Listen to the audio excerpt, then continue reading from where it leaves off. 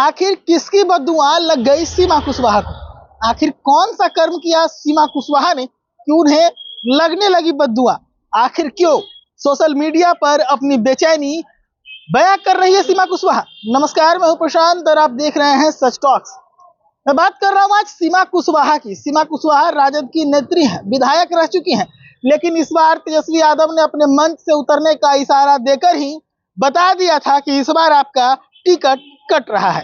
चुनाव आया, सीमा कुशवाहा का टिकट कट गया, लेकिन इसके बावजूद सीमा कुशवाहा ने अपनी वफादारी राजद के लिए दिखाना जारी रखा।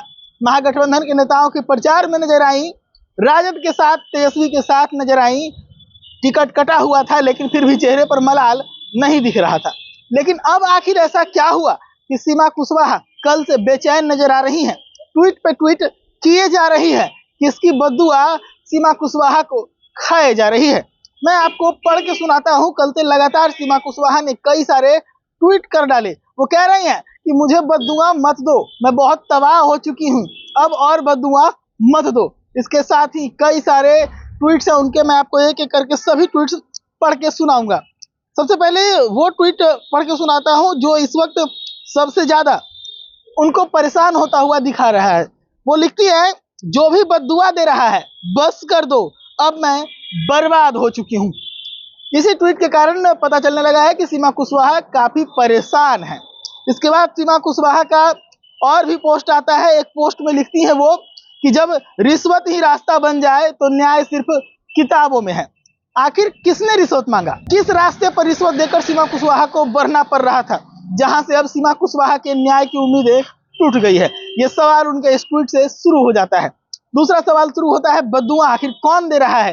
किसके साथ सीमा कुशवाहा ने कौन सी गलती कर दी जिसका बद्दुआ अब सीमा कुशवाहा के ऊपर चढ़ने लगा है? इसके साथ ही और भी पोस्ट सीमा कुशवाहा का आता है। सीमा कुशवाहा अगला पोस्ट करती हुई एक तस्वीर डालती हैं। जूते की दुकान में बैठी हैं, जूता खरीद कर पहन रही हैं और लिखती हैं, सैंडल पहनकर चला जा सकता है, लेकिन जिंदगी में दौड़ लगानी होती है तो औरत को भी जूता पहनना पड़ता है।